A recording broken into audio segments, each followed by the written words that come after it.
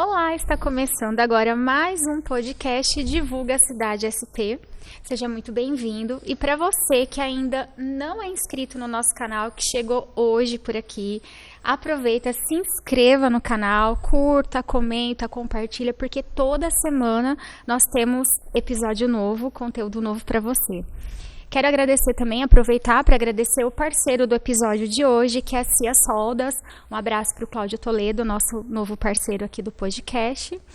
E agradecer também a presença da nossa convidada, a missionária Ângela Lacerda. Seja muito bem-vinda, missionária. Eu que agradeço pelo convite, né, de estar participando aqui em Iacanga, São Paulo, do Divulga Cidade SP. Estou muito feliz de estar aqui com vocês. Muito obrigada pela oportunidade. É um prazer receber você aqui com a gente no dia de hoje. Missionária, conta pra gente o que é a missionária Ângela Lacerda, um pouquinho da sua história. A missionária Ângela Lacerda, deixa eu ver. Eu vou fazer 60 anos ano que vem. Há quase 6 anos estou viúva.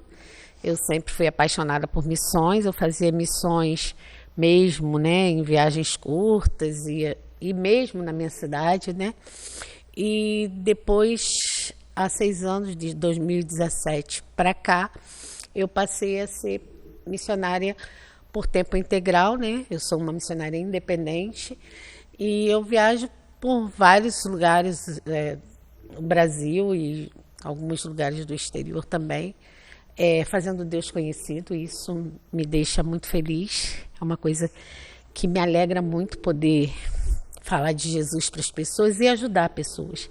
Eu gosto de cuidar de pessoas, né? E assim, cumprir o ID de Jesus. Isso me faz bem. Eu gosto de ser mãe. Eu acho que a minha primeira missão é ser mãe. Mãe do Pablo, da Laís. E a Mariana agora é minha nora, também é uma filha, né? Isso me faz muito feliz, porque eu sou muito família. Eu gosto de família, né? Eu gosto disso. Eu acho que isso me resume. Ser mãe e ser filha do Deus Altíssimo. E que nos deu a honra de passar pelo estado de São Paulo, vir até a nossa cidade aqui em Iacanga, conhecer a nossa cidade e participar do podcast com a gente, né? Eu estou muito feliz também por essa oportunidade. Tem gostado aí da nossa cidade pouquinho? Muito, nossa, delícia. Muito mesmo, apesar do frio, né? Mas está muito bom. A irmã é do Rio, muito, né? Sou do Rio, lá a temperatura é um pouquinho mais alta. Mas enfim, tá bom, tá gostoso, tá maravilhoso. E cercada de pessoas queridas, isso é importante. Ângela, nessa sua jornada, sua longa trajetória por missões, você teve várias histórias marcantes para compartilhar algumas com a gente agora, né? Sim.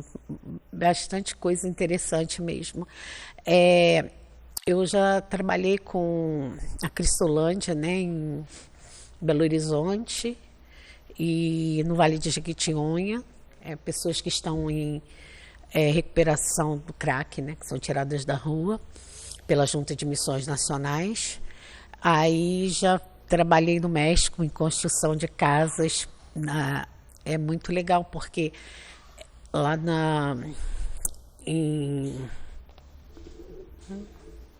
esqueci o nome da cidade agora, meu Deus.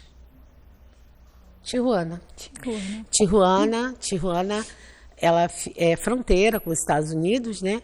E na borda fica pessoas do mundo inteiro tentando atravessar ilegalmente e a gente acaba fazendo um trabalho com eles ali também. E Tijuana é um lugar conhecido como a quinta cidade mais violenta do mundo e a primeira em tráfico humano. E a pobreza é extrema. Haja visto não ter água potável, água desalinizada do Pacífico. E tem um trabalho incrível lá com a Amada e o pastor Gerson. Eles venderam a casa deles, que era um baita casarão, para construir um projeto dentro de uma comunidade carente. E a gente já teve a oportunidade de trabalhar com eles. Eu gosto muito de trabalhar com eles, que é um trabalho sério, muito sério mesmo, sabe?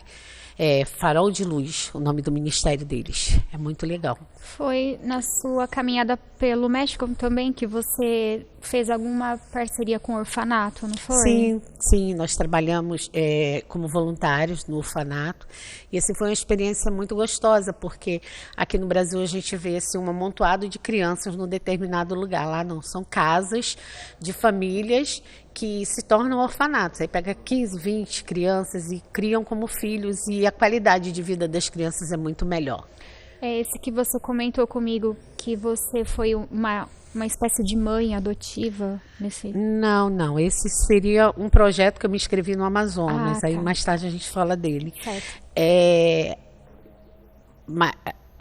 E de lá eu acabei trabalhando nos Estados Unidos, mas nos Estados Unidos é um trabalho assim mais de dentro das igrejas mesmo, né? Com ai meu Deus, esqueci o nome da palavra agora que você faz. Ai, Resgatando as pessoas. Resgate, é isso mesmo. A gente faz assim um resgate, né, dos crentes mesmo, das pessoas que conhecem o Evangelho, que já aceitaram Jesus, mas que estão desigrejados, ou então pessoas que estão dentro da igreja, mas que não conhecem a Bíblia, que não lê, que não ora, né, que não sabe orar. Então é um trabalho assim feito com crentes mesmo e assim algumas passeatas de um projeto que tem de tráfico humano, já participei assim de algumas coisas mas a maioria das vezes é cuidando de pessoas, né? Você assim, acredita que tenha mais assim dificuldade, né, missões no Brasil ou fora? Bem, dificuldade a gente tem em todo canto, né? Porque começa pelo problema do mundo espiritual. Isso aí, sem dúvida, a gente é atacado direto. Tem que estar sempre revestido com o poder e a autoridade do nome de Jesus e com o Espírito Santo mesmo, buscando, porque a gente tem dificuldade em geral, mas no Brasil assim o que me impactou mais, que mexeu comigo emocionalmente, foi o fato de trabalhar com crianças vítimas de abuso sexual. Isso mexeu muito comigo.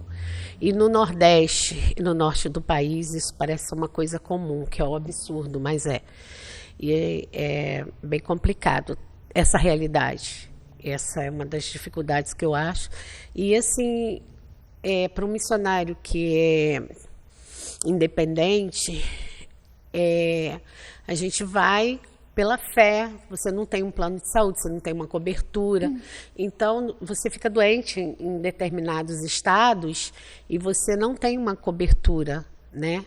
Aí, com a minha saúde, eu tive alguns problemas, mas nada que Deus não resolvesse. Né, que a gente resolvesse com oração, e tanto que eu estou aqui, né? Conhecendo um pouco da nossa terrinha. E a questão de milagres, você deve ter vivenciado inúmeros milagres por onde você já passou, né? Nossa, inúmeros. Eu lembro que em 2021 as pessoas me rotularam como louca porque eu saí em pleno início de pandemia, naquela coisa de que a gente não sabia o que era ainda, e fui para Manaus. E em Manaus estava aquela crise de falta de oxigênio, não tinha hospital, as pessoas morrendo. Aí Manaus parou na semana que eu cheguei e haviam as ambulâncias de todo lugar do Amazonas com um acompanhante e o doente. Eles levavam o doente para o hospital e o acompanhante ficava naquela praça, ali, às vezes com chinelo de dedo, sem agasalho, sem roupa, sem comida, sem banheiro. E a gente foi para lá e levou comida, levou água. De repente veio vários carros com comida, com pães, água, e deixava lá, porque eles estavam com medo. Olha só, eu fiz esse sanduíche, mas eu tenho medo de ficar doente. Aí deixava com a gente distribuía e tal. Aí esse foi um dos milagres, a multiplicação da comida, né? Porque a gente naquele dia distribuiu, acho que cerca de 3.000 lanches e refeições, mais não sei quantas centenas de garrafinhas de água. E a outra coisa foi muito interessante, que nós rodeamos o hospital em oração, e teve um ponto em que a gente parou e ficou impondo as mãos e orando na parede do hospital. Aí nisso o céu estava muito azul, mas muito azul. De repente veio uma nuvem negra, um trovão que saiu rasgando tudo e começou uma chuva muito intensa. E a gente continuou orando, orando, orando. Quando a gente parou de orar, o céu se abriu, a nuvem foi embora, a chuva passou e ficou tudo azul de novo. Aí a gente voltou para a praça, onde estavam os familiares, as pessoas. Toda hora chegava pessoas chorando porque perdeu um parente, perdeu um ente querido. Aí nessa hora veio um médico lá de dentro gritando: eu não sei o que vocês estão fazendo, mas continuem, continuem, porque o CTI acordou, todo mundo do CTI acordou. Quem estava entubado começou a ser estubado agora, tal, tal, tal. Todo mundo naquela tarde acordou no CTI. Vai ter milagre. Aí, mais tarde, eu voltei para casa, doente, muito doente, que eu peguei a P1 de Manaus. Foi a primeira paciente a pegar a P1 de Manaus, tanto que a Secretaria de Imunidade, isso, me ligou, me acompanhou e tal, depois desistiram de mim. Um ano depois eles me ligaram: olha, eu queria saber notícias da paciente Ângela. Foi ela que falou: você está viva, você está viva, você está viva. Porque ninguém que chegou naquela semana sobreviveu. Eu fui a primeira e veio 4 comigo de Manaus na mesma semana, e eu fui a única sobrevivente daquela semana. E assim, foi muito louco, porque quando eu cheguei em casa, muito doente, eu fui já vim para morrer mesmo em casa, que eu fiquei com 95% dos pulmões tomados, com a P1 de Manaus, e eu cheguei, e ninguém queria me atender, porque o hospital ninguém queria me aceitar. Aí, meu filho: mãe, vai no médico e tal, assim. Aí eu fui lá, ele ficou sem saber o que fazer comigo, ficou horas comigo só monitorando. Aí ele falou assim: olha, se eu te mandar para o hospital, você vai morrer, se eu mandar para casa, você morre. Você quer morrer em casa? Eu falei: quero. Tô ainda contagiando? Não, você não está contaminando ninguém. Eu falei: então vamos em casa. Ele falou assim: eu vou fazer com você uma coisa que você ainda não fez. Porque até então eu já tinha feito vários, 6 protocolos, né? Aí ele falou assim: você vai tomar o remedinho que disseram que era do presidente, né? Que eu não sei se eu posso falar aqui, mas e o outro lá que é para verme, para piolho. E em 5 dias eu estava curada. Foi um milagre. Aí meu irmão fica doente, não sei quem fica doente. Naquela época era assim: ninguém sabia nada da doença, mas uma coisa eles tinham certeza: quem pegou uma vez não pegava mais, e você tinha imunidade, podia tratar de quem estava doente. Então eu tratei de várias pessoas doentes. Aí peguei de novo. Aí nisso eu levo meu irmão para o hospital. E quando eu olhei para ele, que ele olhou dentro do meu olho, Deus falou assim para mim: essa é a última vez que você vê o seu irmão. Eu vou recolher. E eu fiquei 40 dias orando: Deus, não recolhe, não recolhe. E naquela noite que Deus falou isso para mim, eu lembrei do CTI de Manaus e falei: Deus, faz de novo o que você fez em Manaus. Limpa esse CTI, acorda essas pessoas, cura essas pessoas. Eu comecei a orar, passei a madrugada orando para Deus fazer de novo o que ele fez em Manaus. E no dia seguinte eu volto com a minha cunhada e meu sobrinho para fazer uma consulta no mesmo hospital. Aí estava aquela loucura, a gente não podia ser atendido, porque era um tal de ambulância chegando, trazendo novos pacientes. Aí a gente veio saber que os CTIs, todo mundo acordou naquela noite e saiu do CTI, teve alta do CTI. Eu falei: e meu irmão? Aí eles disseram: seu irmão não saiu do CTI. Mas eu já sabia que Deus falou que ia recolher. Ainda assim eu fiquei orando, pedindo: Deus, por favor, muda a sentença, muda a sentença. Deus não mudou a sentença do meu irmão, mas mudou da Lena. Nesse mês de maio, eu perdi o meu médico, mas antes de perdê-lo, eu tive a oportunidade de falar de Jesus para ele, contar das minhas experiências. E um dia antes dele internar, ele me ligou e falou assim: olha, eu estou com Covid, mas fica tranquila que eu estou em paz, agora eu tenho Jesus. E através da minha vida, do meu testemunho, da palavra de Jesus que eu levei até ele, ele se converteu. Aí teve o caso, nesse mês de maio de 2021, nós perdemos 12 pessoas. E um deles foi o Marquinho, e a esposa estava internada também, não sabia que o marido tinha morrido. E Deus tinha falado que ela também ia. Aí eu falei: Deus, não, a Rafa precisa da mãe, a Duda precisa da mãe, não leva, muda a sentença. E Deus mudou a sentença. E a Lena voltou para casa, graças a Deus. E as outras pessoas que Deus falou que ia levar, ele acabou levando. E assim, teve uma outra coisa também no Amazonas muito louca, que a gente andando pela mata lá, porque quando baixa o rio, as águas do rio, não tem como transitar embarcação. Então, o caminho é pela floresta. Aí a gente estava fazendo um treinamento e tal. Aí a gente se perdeu na floresta, aquela coisa toda. Teve onça, teve... É aventura também, né? aventura, né? Aí fui perseguida por caba, que são vespas gigantes, venenosas. Aí foi uma loucura, mas graças a Deus elas chegaram assim perto de mim, ficaram assim, e eu comecei a clamar pelo nome de Jesus, de repente elas foram embora. Se uma me picasse, eu já ficaria com febre. Imagine, acho que tinha ali pelo menos uns 50, tudo assim. Aí foi muito louco aquilo, outro milagre. Aí na volta a gente passa na casa do seu Baru. E o seu Baru, ele era o nosso guia. Ele falou assim, vamos orar pela minha enteada que está sentindo muita dor. Aí a gente reuniu para orar por ela e tal. Aí eu peguei e coloquei a mão na barriga dela, que foi uma barriga muito inchada. De repente cresceu na minha mão um ovo. Assim, minha mão ficou assim. Aí conforme a gente ia orando, a minha mão foi abrindo e ficou reta. Aí 2 semanas depois eu soube que ela mandou um recado para mim e falou assim, o dia que você orou, botou a mão na minha mão, na verdade não foi eu que orei, todo mundo orou junto da equipe, né? Mas eu coloquei a mão. Ela falou, quando você botou a mão na minha barriga, eu senti muita dor, mas depois foi sumindo. E eu peguei e fui pro hospital para operar. Eu tinha um câncer no ovário. Quando eu cheguei lá que fiz a ultrassom para operar, eles disseram que não tinha mais nada, que o câncer tinha sumido. Aí, quer dizer, foi um dos milagres que aconteceu, assim. Tem muita coisa, gente, muita coisa. Agora mesmo em São Paulo foi uma coisa muito interessante, que a gente foi para... Estava no interior, não, foi em Sorocaba mesmo. Em Sorocaba, uma irmãzinha com a dor no joelho, aí ela entrou no carro mancando. Quando saiu nós duas mancando, meu joelho doendo também.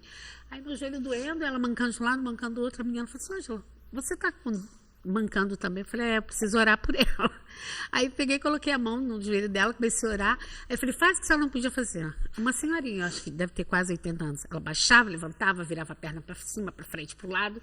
E ela ficou curada do joelho e a minha dor também passou. Então são milagres que a gente vai...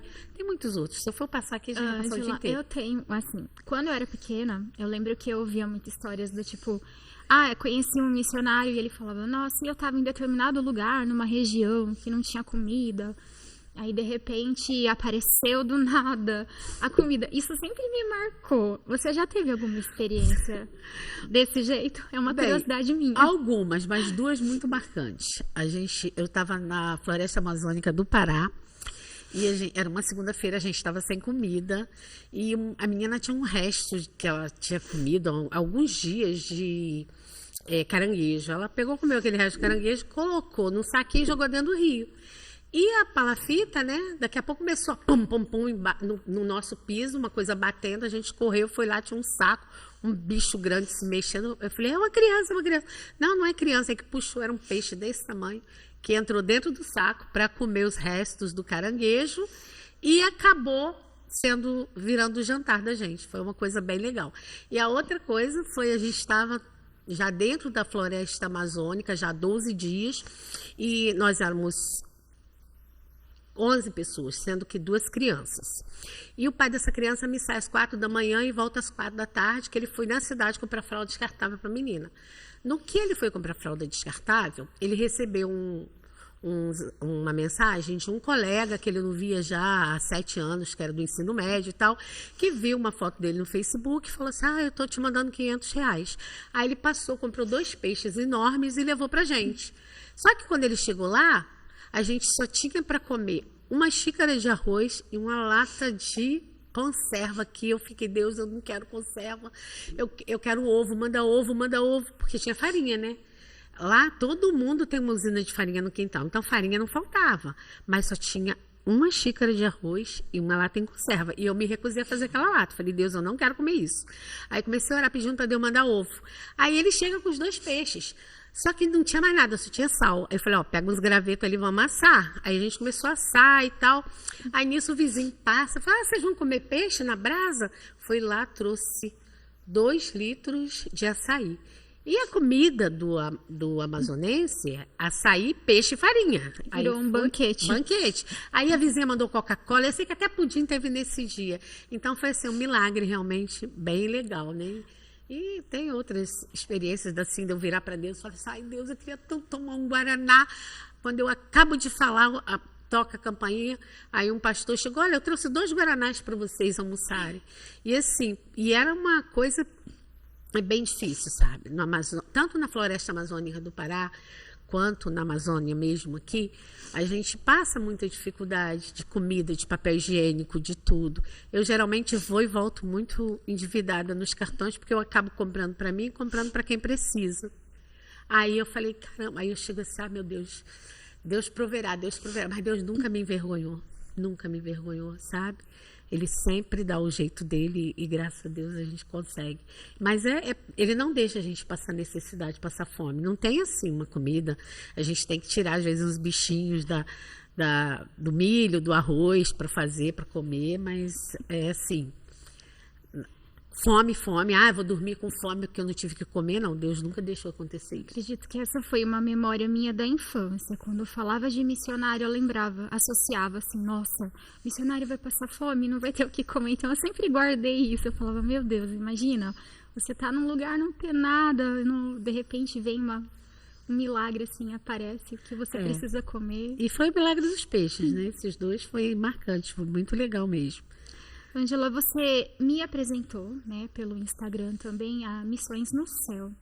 Eu fiquei apaixonada pelo projeto. Eu gostaria que você falasse um pouquinho sobre Missões no Céu. Inclusive, eu vou pedir para o Erics deixar o contato deles na descrição do vídeo. O Instagram é Joel, né, que eu fiz contato com o Joel. Um abraço para o Joel também.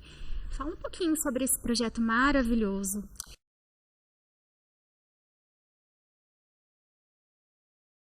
Então, para falar de Missão do Céu, eu tenho que falar de mais alguma coisa antes, para vocês poderem entender. O que acontece na floresta amazônica? Na beira do rio, tem aproximadamente 1 milhão de pessoas que moram ali, que são os ribeirinhos indígenas. E eles moram dentro do mato e, assim, não, longe do alcance de tudo, da civilização das pessoas, de tudo. E a única forma de transporte que eles têm é barco, né? Canoa, no caso, ou então, no caso, lancha. Aí, a dificuldade, 80% dessa população, eles não foram alcançados pelo Evangelho. Não foram alcançados. Não tem ninguém para falar que Jesus nasceu, nunca pecou, morreu, ressuscitou e vai voltar. Ou então não tem alguém para fazer um discipulado, ou então para implantar uma igreja. Então, o que a gente entende por um povo não alcançado? Quando não se tem uma agência do Evangelho, ou pelo menos uma pessoa que conheça o Evangelho e que seja capaz de multiplicar essa informação. Então, se tiver uma pessoa que faça isso, essa comunidade já é alcançada.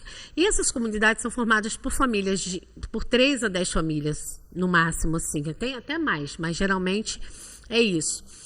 E no Amazonas, a gente conseguiu mapear essas comunidades e saber, hoje a gente sabe que 80% ainda não foram alcançadas pelo Evangelho, tá? Ponto. A outra questão é que tem vários projetos no Amazonas prontos para serem executados. Quando Jesus fala lá para a mulher samaritana, né, da seara e dos ceifeiros, é o que está acontecendo no Amazonas. Existe uma aliança evangélica pró-ribeirinhos, que são mais de 40 projetos prontos, só que precisa de ceifeiros, precisa de mão de obra, precisa de voluntário. Entre esses, tem o que eu trabalho, que é o Clamor dos Ribeirinhos, que é um trabalho que a gente faz, é um trabalho social, evangelístico e tal, junto aos ribeirinhos, né? A gente trabalha num braço do Rio Negro. E tem também o Clamor das Ruas, que é em Manaus, que é um trabalho com moradores de rua. Aí, por causa dos moradores de rua, aconteceu a necessidade de fazer a casa, que é uma casa de acolhimento de mulheres. É a primeira casa em Manaus que recebe mulheres e filhos em estado de vulnerabilidade. E o pastor Astro, que é responsável por esses projetos todos, né? Clamor das Ruas, Clamor dos Ribeirinhos e essa casa lá.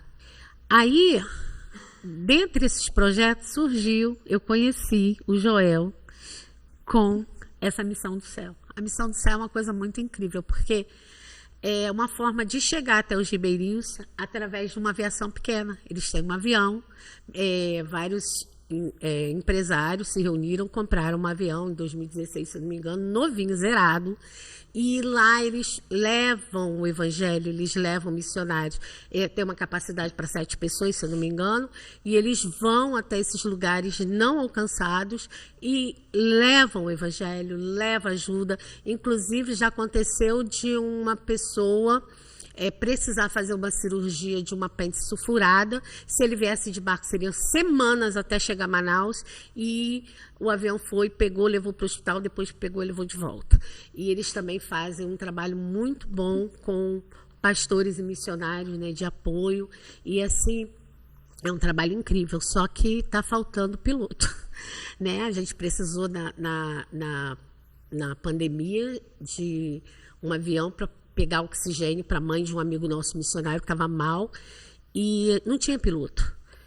Segundo o Joel, eles precisam de 17 pilotos e não tem voluntários para serem pilotos. Olha só, vai estar na descrição do nosso vídeo aí, quem tiver interesse, conheça, né, que possa conhecer alguém. E não é só piloto, não, olha só, a gente precisa de todas as profissões. Em qualquer lugar do Brasil e do mundo, você pode ser voluntário. A gente precisa de oração, né, de intercessores, de voluntários e de ajuda financeira para manter esses projetos também, né? Porque o projeto já está pronto, está lá, gente. A seara, os campos estão brancos, prontos para colheita. É só chegar e trabalhar. E está faltando gente, sabe? Aí é isso. Ângela, para o pessoal que está assistindo, né, o pod, que tem interesse, que tem vontade, que gosta dessa questão de missões, deixa um recadinho para o pessoal. Quando Jesus, ele falou lá em Mateus 28, se não me engano, 20 ou 19, não lembro agora, acho que é 19 ou 20, e de fazer discípulos em todas as nações. E falou lá em Marcos 16:15, né? Ide por todo mundo pregar o evangelho a toda criatura. Isso é uma imposição, isso é uma ordem, é um imperativo. Então, o ide de Jesus é para todo mundo que recebeu Jesus como Senhor e Salvador de sua vida. Se você recebeu Jesus um dia, você precisa cumprir o ide de Jesus. E você pode ser um missionário na sua cidade, você pode ser um missionário fora da sua cidade, no seu estado, no seu país ou fora do país. Você pode ser um missionário de 3 formas. Você pode ser um missionário orando, você pode ser um missionário contribuindo. Já que eu não posso ir, eu tenho trabalho, eu tenho filho, mas você pode sustentar uma família de missionários, um missionário independente. Você pode ir. Eu tenho 15 dias de férias. Se você tirar uma semana e se dedicar, se colocar como voluntário em qualquer um desses projetos, não só no Amazonas, mas também no Nordeste, tem muitos projetos lindos, né? Você não precisa ir para a África. O mundo inteiro está com os olhos voltados na África. Não tenho nada contra a África. Amo a África, ainda quero ir para a África, sim. Mas não é a minha prioridade, porque aqui no nosso quintal tem muito o que fazer, na nossa cidade, no nosso estado e no país, enfim, tem muita coisa para fazer aqui e fora também, obviamente. Então, se coloque à disposição, porque Deus quer obediência e disponibilidade. Mas eu não posso ir, mas você pode enviar, como ofertando. Você pode enviar, como orando.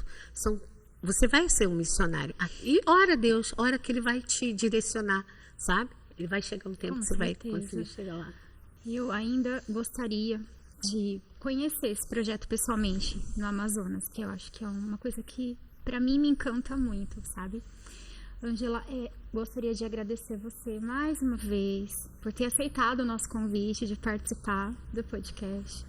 Que Deus continue abençoando tua vida, iluminando seus caminhos, para que você possa levar sempre o amor de Jesus para essas pessoas. Muito obrigada, eu é que agradeço. Que Deus abençoe. Amém. Ok.